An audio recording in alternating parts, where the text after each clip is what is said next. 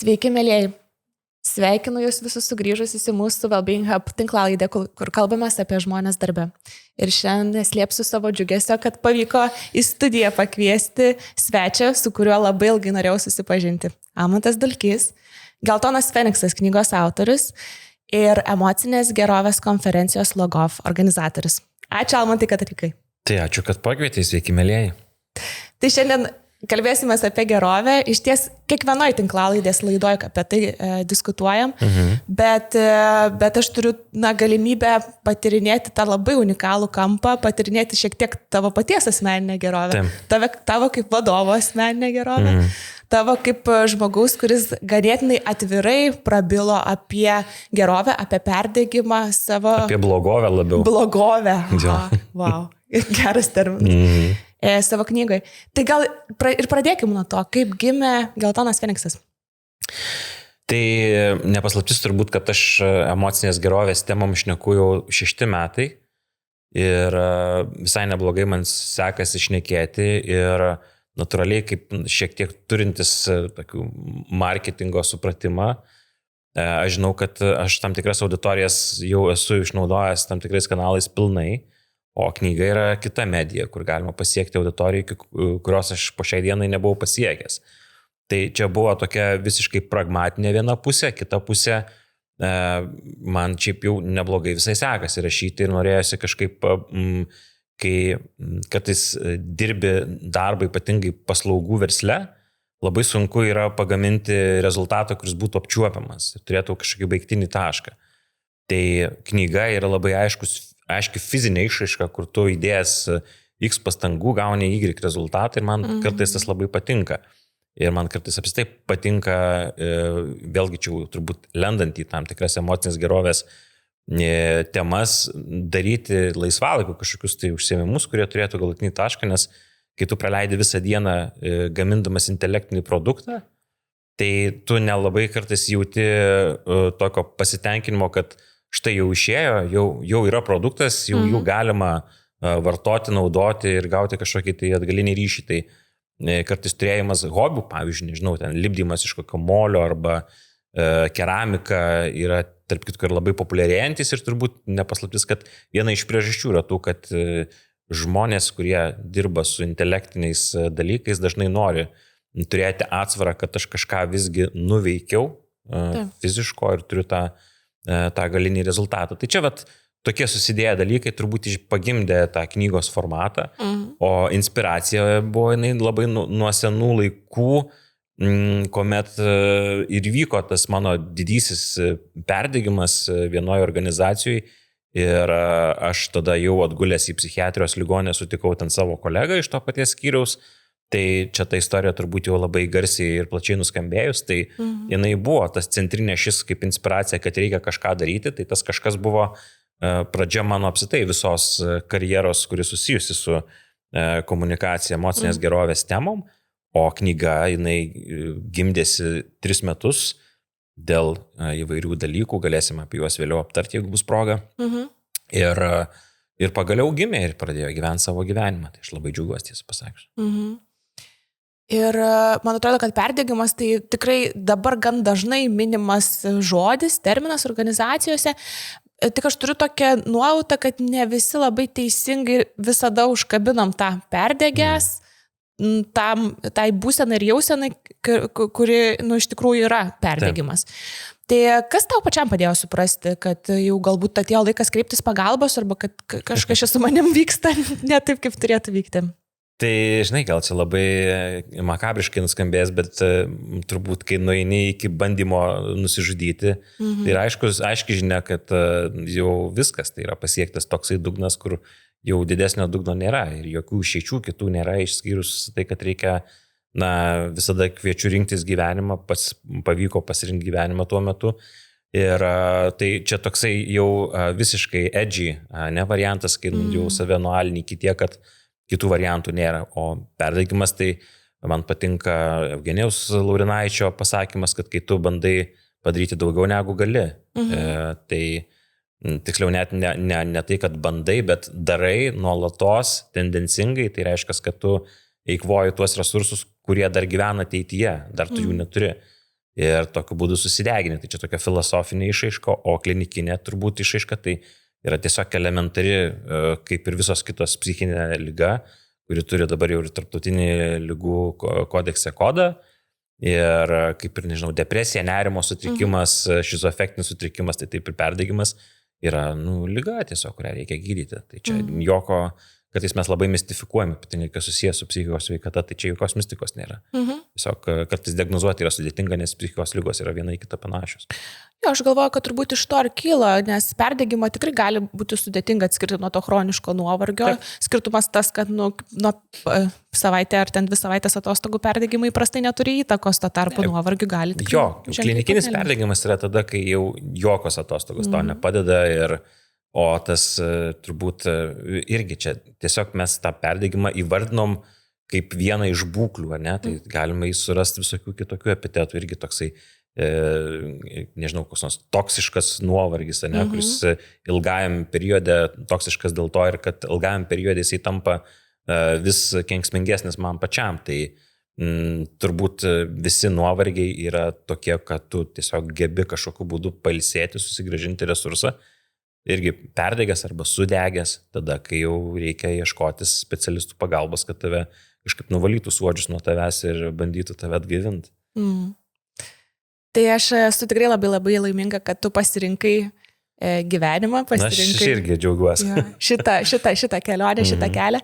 Ir kad pasirinkai dalinti su kitais ir kalbėti apie tai atvirai, taip. Nes man tikrai atrodo ir turbūt visai psichologų bendruomeniai tai atrodo be galo svarbu, būtent nustoti mistifikuoti dalykus, taip. Kurie nėra tokie mistiški ir išmokti kalbėti apie emocinę sveikatą taip pat paprastai, kaip ir mes kalbam apie bet kokią kitą savo fizinę sveikatą.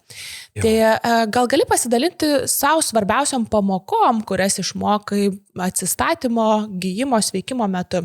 Kas tau buvo reikšmingiausia? Aš tik tais bijau, žinai, kad tai, kas veikia man, gali neveikti ir tikriausiai neveiks kitiems žmonėms. Tai aš galvoju, kad bendras principas toksai šiek tiek gal filosofinis yra tai, kad pats svarbiausias, net ne vienas iš svarbiausių, bet pats svarbiausias dalykas tai yra susipažinti su savim. Ir susipažinti su savim pasistačius veidrodį tikriausiai spėčiau psichologo arba psichoterapeuto pagalba yra pirmasis ir pagrindinis kelias, galbūt netgi ne kelias, o kryptis, kaip išvengti ateities įvairių tavo psichikos griūčių arba kai jau išgriūsi arba sugriūsi, kad gebėtum kuo greičiau atsistatyti. Tai tas toksai savęs pažinimas, tai turbūt visai geras kelias yra pradėti suprasti, kas tu nesi, nes labai dažnai ypatingai šiais laikais ypatingai jauni žmonės bando būti tuo, ko nėra, būdami paveikti įvairių socialinių tinklų, tos pačios, kad ir tradicinės medijos, ypatingai kas susijęs su visokiais body shamingais, Andrew Tate'o nesąmonėm, socialiniam, kur ten yra nustatytos ribos, kas yra vyriškumas, o kas nėra. Mes turėjom nuostabų serialą, tikiuosi visi pažiūrėjot, arba kas nepažiūrėjot, Adolescence, kuris yra tragiškai taiklus ir labai skausmingas, tikrai verta visiems, ne tik tais tie, kurie turi vaikus, pažiūrėti, iki ko galima nusiristi. Tai tas susipažinimas su savimi matyti ir yra, pradedant nuo jauno žmogaus. Aš kartais esu daužomas kitų pasakęs, kad aš manau, kad kiekvienam žmogui privaloma yra psichoterapija, ypatingai jaunam, nuo kokios 12-13, kai pradeda daužyti jau paauglystės hormonai, kad žmogus daugiau mažiau pradėtų nuo to laikotarpio susipažinti su savim, ko jisai nori gyvenime, ko jisai nenori gyvenime, dėl ko taip yra, nes jisai supratęs šiek tiek daugiau apie save, jisai lygiai taip pat pradės traukti žmonės, kurie yra labiau sąmoningi, labiau dėmesingi ir susikurs tą socialinį ratą, kuris jį palaikys. Tai jeigu viskas yra pastatyta ant netikrumo ar ant kažkokių tai dirbtinių, artificialių santykių, suvokimo apie save, kas yra draugystė, kas yra ryšys, tai tiesus kelias į pražūtį, tiesą pasakius, niekur tai nenuves, o tie, kas daugiau mažiau suvokia, ką jie nori daryti, čia ir profesinė prasme, arba ko jie nenori daryti, vienas iš būdų yra ieškoti ir bandyti suprasti, tai tuo lengvesnis tas suaugusio gyvenimas bus, nes mes turbūt visi šiandienai suprantam, kad ir geopolitinė situacija yra ta, kuri tarsi diktuoja, kad nei lengviau, nei kaip čia linksmiau gyventi ateityje netolimoje nebus. Ir iššūkių bus įvairių ir visokiausių, duok dievę, kad nesugalvos su šūdnais batais kaimynas užeiti, kaimynas iš rytų turiuomenį. Ir čia pradėti daryti tai, ko visai nereikia, tai gal bus lengviau, bet ar mes esame užtikrinti, kad taip nebus, nesam. Ir su tuo neužtikrintumu mums reikia padėti kažkaip tvarkytis. Nes žmonės kartais yra kaip mašinos, mėgsta mūsų smegenys, mūsų psichika labai mėgsta aiškumą, vienet arba nulį. Ne? Tai arba žinau, kad bus taip, arba žinau, kad bus kitaip. Ir tas toksai neaiškumas, pakibimas neaiškioje erdvėje sukelia didžiulę vidinę kančią, kur nėra apsisprendimo.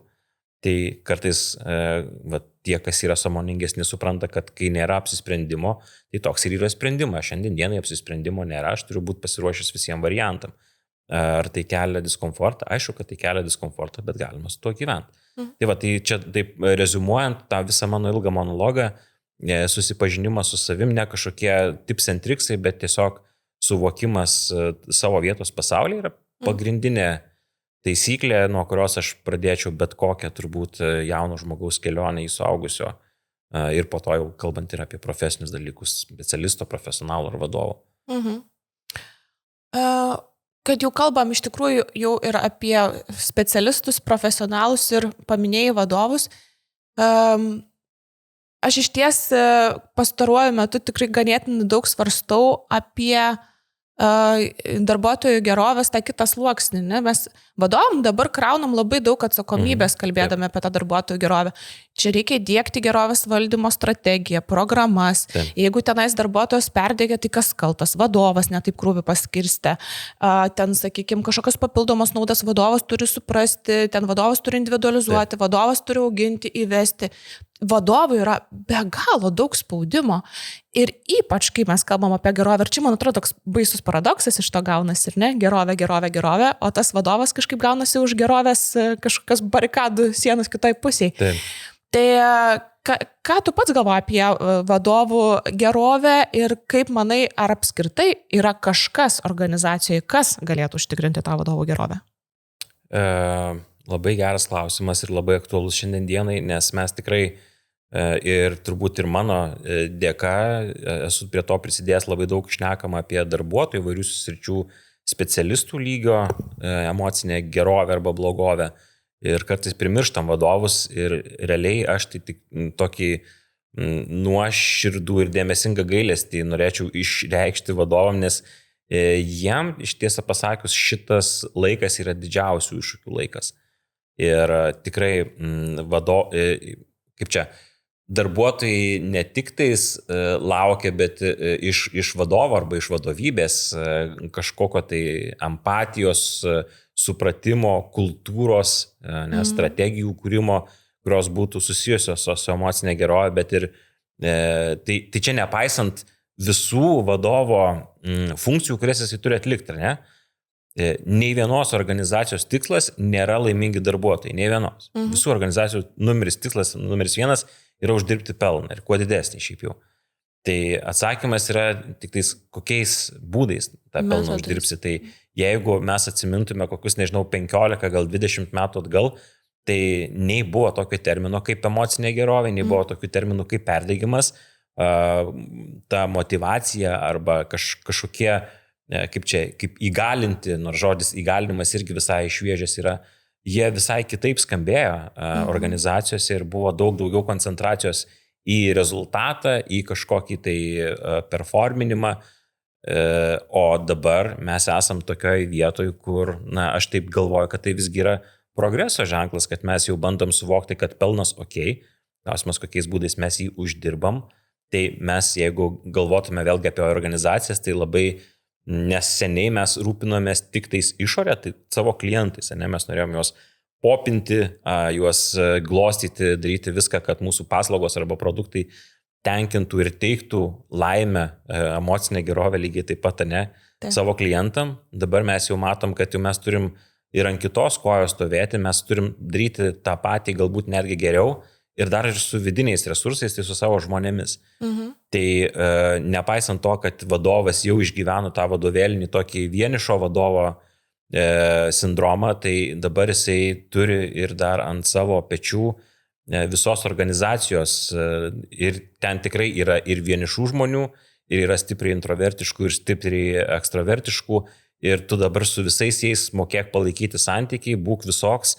Tai yra labai didelis iššūkis, bet aš galvoju, organizacijos, kurios, čia vėlgi gal filosofiškai nuskambės, bet kartais mes kalbam apie viziją ir misiją, ten painiojamės tarp jų, nežinom, kaip čia ją strateguoti, aš prieisiu čia tą emocinės gerovę, aš nuo toli labai pradedu. Tai man atrodo, jeigu galėtume kartais atidėti tą viziją, misiją, aš suprantu, kad jinai yra be galo svarbi, bet galima kartais pradėti nuo vertybių, kokios mūsų organizacijai yra svarbios vertybės. Ir čia irgi nenoriu būti kažkokių baisiai nušvitusių ir pasakyti, kad, pavyzdžiui, tos vertybės turi susidėti tik tais iš to vėlgi, kad čia visi laimingi ant vaivorykščių jodinėja, su vienaragiais važinėja. Tai tai vertybės irgi gali būti, kad mes esam visų pirma pelninga organizacija, visų antra, kad mums rūpi mūsų žmonių, gal visų pirma, turbūt ta, ką labiau suprantam, somatinė sveikata, tai kokie nors privatus draudimai jau 100 metų galioja ir visi jais džiaugiasi, ir įsivertinti tarptų vertybių, kiek mes galvojam, kad mes galime skirti savo resursų ir dėmesio žmonių emociniai geroviai, tada visokie, nežinau, ten inclusion, diversity, žalesis kursas, taigi čia viskas yra iš esmės ant vadovų pečių. Taip. Tai kai tu pradedi nuo tų vertybių, tu jas išsigrynini, tai natūraliai auginant organizaciją arba kuriant organizaciją, žmonės nenori tomis vertybėmis kliaujasi ir atkrenta tie žmonės, kuriems tos vertybės nepakeliui. Tai man atrodo irgi viskas ok yra ir tikrai žinau startuolių, kurie yra savo pasakę, kad žiūrėkit, mes dabar čia gal nelabai turim kada galvoti apie tą žmonių emocinę gerovę, mums dabar reikia performinti 2 metus, kad mes gautume kitą investicijų raundą ir mes tą emocinę gerovę atidedam į kažkur į ateitį. Tai ir ateina į tą organizaciją, prisijungia prie jo žmonės, kurie yra tokie super performeriai, kurie varo naktimis ir jiem dėl to viskas yra ok. Tai ne ok yra, kai yra didžiulė neatitiktis tarp organizacijos vertybių ir tarp žmonių, kuriuos jie bando prisivilioti, prisisamdyti. Tai toks tada gaunasi, tai tu tada išdūrėjai, ne? Tu dėl ko žmonės keičia darbus pagrindė dėl vadovų. Tai jeigu samdantysis vadovas tave ten, nežinau, klausinėja ir tau knisa protą, kad čia pas mus, vėlgi, ten visi jodinėsim ant vaivorykščio, tu atėjai supranti, kad, blemba, kebra, čia po 12 valandų daužo ir šeštadieniais jie visi dar biure. O man tai sakė kitaip, o tai kur mano vienaragiai, kur mano baseinai, žinai? Tai kai taip esi apgautas, tai, gal ne faina, bet tikrai yra žmonių, kurie sako, žiūrėk, mes kalsim babkės po 12-14 valandų prisijung. Ar tokių žmonių bus daug? Ne, bet jeigu ateis, tai tu žinai, kad jie ateis ne mėnesių laiko. Tai čia, perinant prie vadovų, man atrodo, svarbiausia yra, sunkiausias vadovo iššūkis yra turbūt būti sąžiningų prieš save ir prieš savo kolektyvą. Tai yra pagrindinis ir pirmas žingsnis, nuo kurio prasideda sveikimo kelionė, jeigu iki tol to nebuvo, ne? Nes jeigu aš nesu sąžiningas ir aš, kaip minėjau, jeigu išdūrinėjau savo vidurinės grandies vadovus, jie išdūrinėja kažkokius žmonės, kuriuo mes čia bandom prisivilioti, tai yra nuolatinė kova, bandant įrodyti tai, kas tu nesi. Nuolatinė samda kainuoja baisinius pinigus. Tada kažkaip užsibūriama į tokį užburtą ratą, kuris yra niekam nenaudingas, ne? Nei tai pačiai organizacijai, nei rinkai, nei žmonėm, kurie dirba, tai kartais būti sąžiningu yra, man atrodo, toksai pats geriausias sprendimas. Ar mes iki šiol mokėjom būti sąžiningi? Turbūt ne. Buvo šiek tiek kitokios rinkos sąlygos. Turim suprasti, kad Lietuva kaip valstybė irgi yra pakankamai jauna ir organizacijų prasme josgi ir augina valstybę. Ne? Valstybė auga ir iš organizacijų pusės. Tai reiškia, kad pasiekėm brandą tokią, kad dabar turim situaciją tokią, kad jau laikas būti sąžiningi. Ir tai didžiuliai iššūkiai, aš sakau, dar kartą aš užjaučiu, yra didžiuliai challenge, bet kita vertus, žinai, pasižiūrėkim, kokius rezultatus mes sugebėjom per tokį trumpą laiką pasiekti. Mes esam rockstarai, šiaip jau Lietuva yra rockstarai, bent jau Europos Sąjungoje, tai tikrai pagal daugelį ekonominių rodiklių. Ir tai yra tų vadovų dėka, tai aš jiems esu dėkingas, kad jie ištvėrė iki šios dienos. ir linkiu dar toliau ištverti. Bet žinai, man būtent taip ir skamba, kad vadovai nusidirbo juodai, žinai, ten ir pervargo, ir sudegė. Ir to pasiekmė yra degančios komandos, nes jeigu vadovas, jam sudėtinga rūpinti savim ir savo poreikius atliepti, jam tikrai dar sudėtingiau pamatyti kolegų poreikius ir irgi juos atliepti. Taip. Tai kaip tu manai, ar vis tik tai kas turėtų prisimti čia tą atsakomybę už vadovų gerovę? Ar vadovas pats už savo gerovę ir tą, nežinau, savilyderystę kažkaip tais aktyvuoti? Ar organizacijos turėtų svarstyti apie, nežinau, daugiau įgalinimo iš gerovės perspektyvų personalo skyriui? Ar dar kažkaip kitaip kūrybiškai suktis iš tos padėties? Matai, čia irgi klausimas, kuris turi baisiai daug kampų, jeigu reikia suprasti, apie kokius mes vadovus kalbam, ar apie vidurinės grandies, ar aukščiausios grandies, kokia yra organizacija, vertikali, horizontali, matricinė, hybridinė. Tai, žinai, jeigu taip labai makabriškai vėlgi pasakant, tai niekam tų vadovų, tiesą pasakius, emocinė gerovė nerūpi, žinai. Ką tai diktuoja, tai reiškia, kad vadovai patys turi jie rūpintis dėja. Tai jeigu virš vadovų yra valdyba, tikėtina, kad, nežinau, labai priklausomai irgi nuo valdybos, galbūt valdyba gali atkreipti dėmesį, bet dažniausiai atkreipia dėmesį tada, kai vadovas jau yra ties ta stadija, kai jisai nebeperformina, tada yra aiškiai paklausima, kodėl, kokie yra rodikliai ir turbūt vadovo prisipažinimas, kad žiūrėk, man jau stogas važiuoja, net čia tai buitiškai sakant, bus tai, kad valdyba patrauks tą vadovą, pasims kitą ir, taip, žinai, nuvarytų savo arklius nušauna.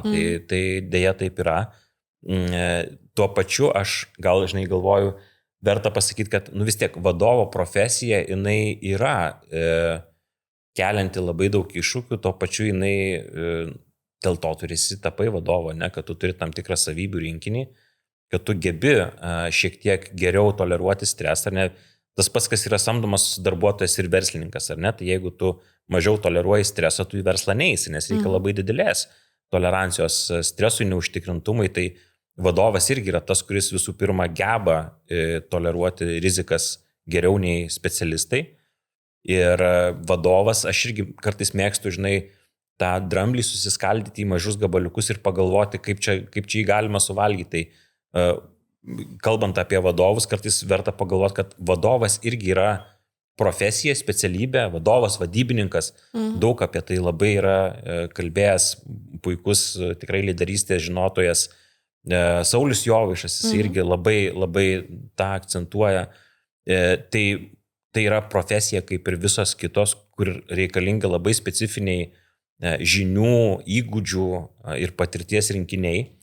Ir jeigu tu žinai, kad tau yra tikrai sudėtinga prisimti riziką, prisimti atsakomybę, neik vadovauti. Kartais mes galvom, kad ypatingai čia iš tokio kartais sovietinio legasio atėjęs noras, kad aš noriu būti vadovas. Žmogus, kuriam yra 19 metų, stoja į ten, nežinau, teatro akademiją, bet jis žino, kad jis norės vadovauti kažkam.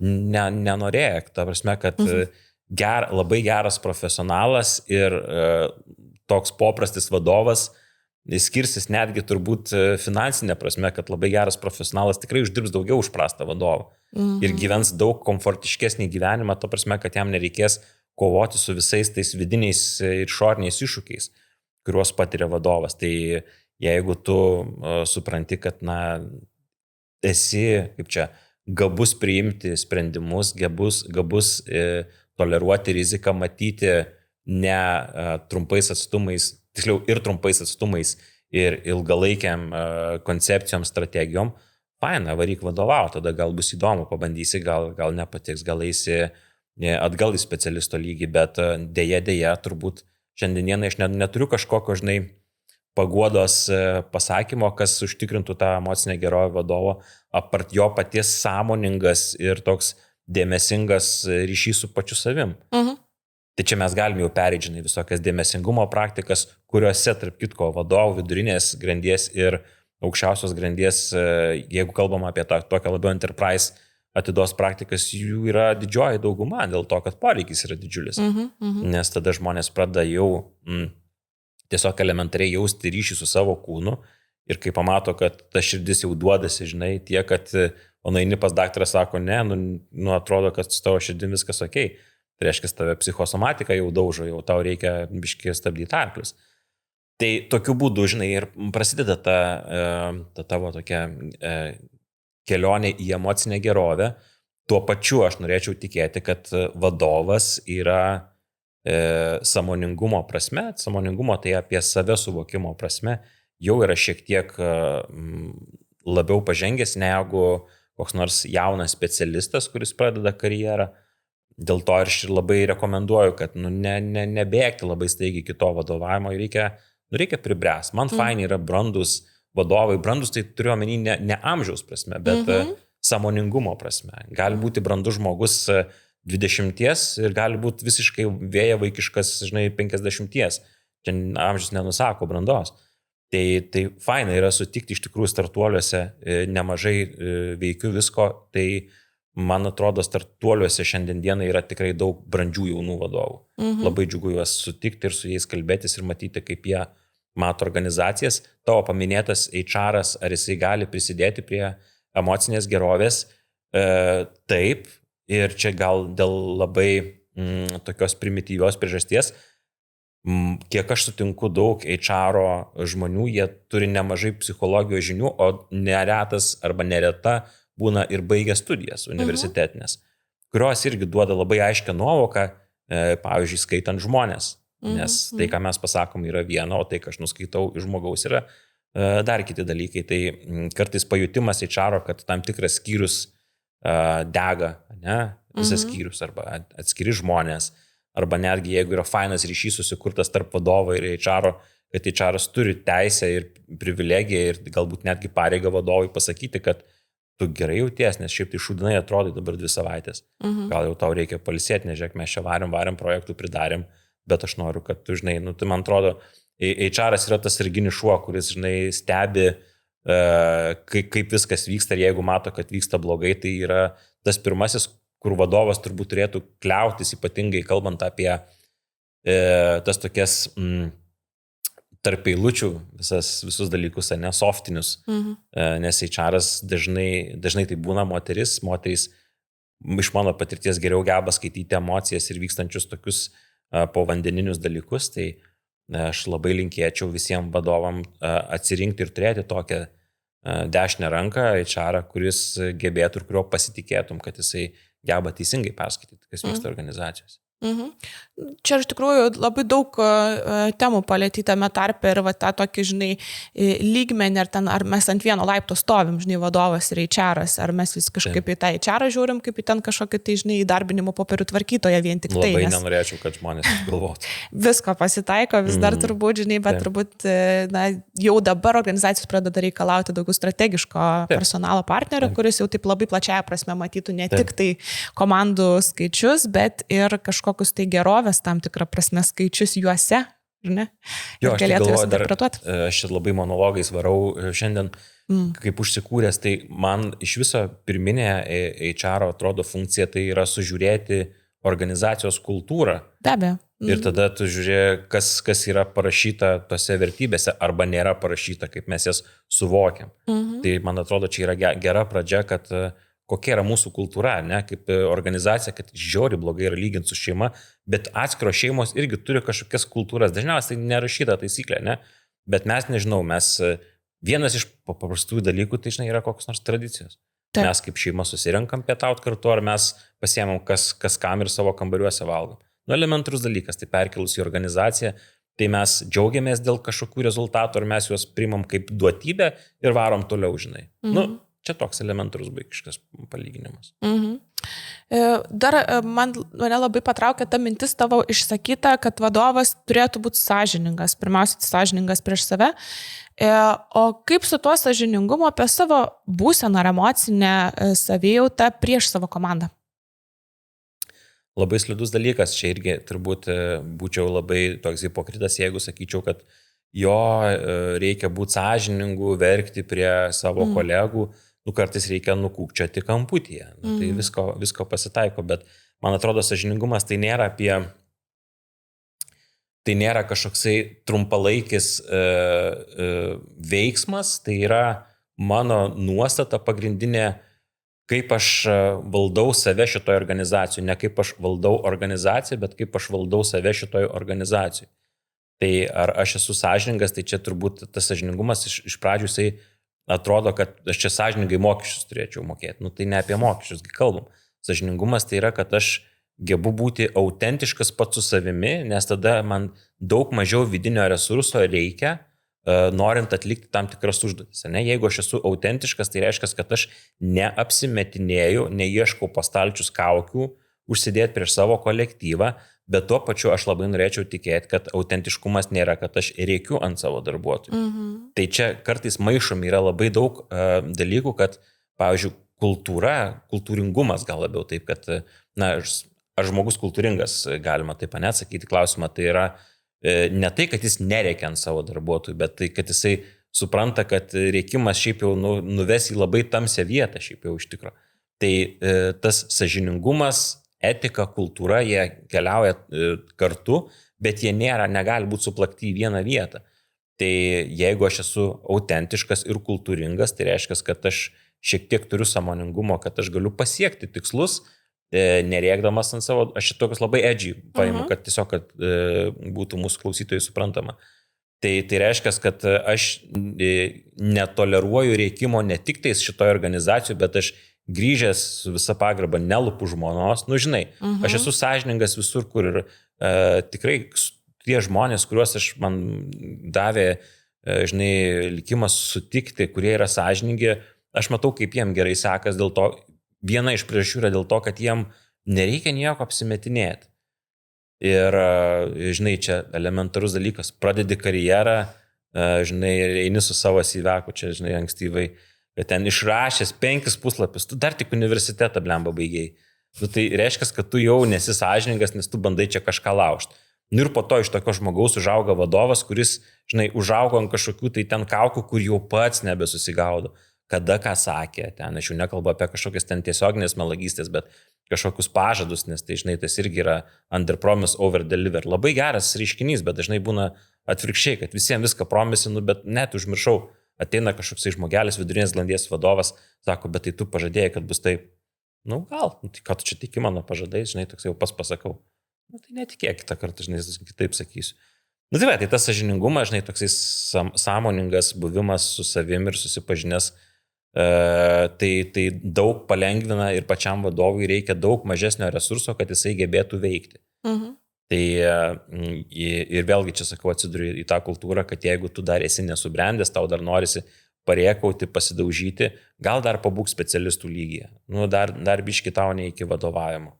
Dar biški reikėtų ūgtelti, žinai. Tai nereiškia, kad niekada neužaugsi, bet vertėtų pasigalvoti, nes man atrodo, vadovas, lyderis, geras vadybininkas yra, kuris jau susiturėjęs, jau prisiriekavęs, žinai, kaip profesionalas, kaip specialistas, gavęs rėkimų ant savęs ir žino, kad tai buvo šūdini vadovai, aš nenoriu toksai būti, gavęs atjautos ir gavęs kažkokių tai labai gerų patarimų iš tų vadovų, kokiais jis norėtų būti ir susikūręs tą savo aiškę autentiką. Va, aš noriu toksai būti. Tai yra brandu ir tai yra, turbūt vėlgi grįžtant prie tos pačios emocinės gerovės, kaip ir minėjau, daug mažiau resurso reikalauja, kito nereikia apsimetinėti. Ir tada aš esu sąžiningas su savim pačiu. Taip. Ir einant į pabaigą mūsų pokalbiui, noriu pasiklausti, ar yra ir jeigu yra, tai koks dalykas gerovės temai dar tave, nes pastaruoju metu nustebino, gal kažką sužinojai naujo. Dėl ko taip klausiu? Jau eilę metų organizuoji emocinės gerovės konferencijas, kur pasikvieti žinomus gerovės tema kalbančius lektorius, profesorius, knygų autorius ir jie labai daug kalba ir įvairiais rakursais apie emocinę gerovę. Ir man atrodo, kad tu esi vienas iš didžiausių ekspertų Lietuvoje emocinės gerovės. Tai jeigu yra tas kažkoks vienas dalykas gerovės temai, kuris tave pastaruoju metu dar nustebino, tai koks jisai? Žinok, mane dažniausiai stebina tie dalykai, kurie, žinai, yra labai vienam arba kitam kraštutinume. Tai kartais nustembu, kaip, pavyzdžiui, kokia nors didelė organizacija netaiko jokių ten kažkokių emocinės gerovės programų ir elgesi su žmonėm kaip tikri niekšai. Tokių variantų tenka girdėti vis mažiau, tikrai. Man atrodo, mes labai tolimą kelią ir gerą esam nuėję šitą temą. Lygiai taip pat kartais išgirstu iš labai mažų, nedidelių organizacijų, kurios veikia kur nors, žinai, regione, kur vadovas sąmoningas, sąžiningas, supranta, ką daro ir rūpinasi savo darbuotojais ir kartais pagalvoju, jo, žinai, mes kalbėdami apie organizacijas dažnai galvojam apie kokį tą top 1000 didžiųjų, jos labai matomos medijose ir kartais visai pamirštam, kad regionuose yra labai fainų organizacijų ir aš kartais irgi ten esu ne vieną įrašą padaręs kaip mūsų konferencijose. Į mūsų konferencijas atvažiuoja iš visiškų užkampių, žinai, organizacijos, kur man atrodo, žinai, tokie, jau čia gal durnai nuskambėsiu, bet tokie, nu, tokie mažytės, nieko nereiškiančios organizacijos, bet, žinai, pasikalbi su jų vadovais, ten atveža šakotį tau, žinai. Juokingai skamba, bet, žinai, ta šakotis būna tokia gera diskusija, o, tai kodėl aš čia nusipelniau ir tada tu šneki ir galvoji, blem, šitas žmogus, žinai, aš čia emocinės gerovės temose jau esu 5 metus, o ten žmogus 30 metų jau su tuo, žinai, gyvena ir galvoja, blema, koks aš kvaila, žinai, tokių kartais būna suvokimų, kad kaip jau užstringi tam savo socialiniam rate, čia atrodo labai visas išmanus ir viską supranti ir tada gauni tokį gerą pliūchą, žinai, realybės pasitikrinimą, kad ne, seniai dar yra daug dalykų, ko tu nežinai. Tai va, tai tie kraštutinumai jie visą laiką stebina, aš tik tais, žinai, sakau, dar kartą noriu pasidžiaugti, kad mes atrodo labai einam gera kryptim. Kartais pametam vieną kitą takelį, žinai, bet kryptis tai yra nuostabi ir man labai patinka, kur eina Lietuva, tai tik tai stiprybės ir kažkaip atsilaikyti nuo tų šūdinų kareivio batų, žinai, kaimyno, visa kita bus ok. Turbūt, kad labai geras linkėjimas stiprybės, susikaupimo ir čia labai vietoj ir laiku to pasirūpinimo savim, atsigrėžimo į save. Jo, susipažinimo ir būti sąžiningus, turbūt palinkėjimas. Ačiū tau labai, kad atvykai šiandien į mūsų studiją pasidalinti savo įžvalgom ir savo asmeninę patirtimi apie gerovę ir blogovę. Beje, čia naujas geras terminas, kurį galvoju, kad dar panaudosiu. Ačiū ir šiandienos mūsų klausytojams ir žiūrovams, kad buvot su mumis Wellbeing Hub tinklalaidėje ir linkim saulėtos geltonos ir gražios dienos.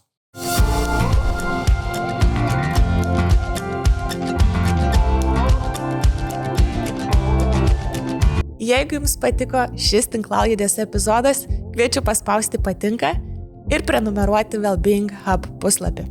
O jeigu jums rūpi kitos gerovės temos arba personalo valdymo sprendimai, kviečiu susisiekti su manimi per LinkedIn Deimantė Mikalauskė.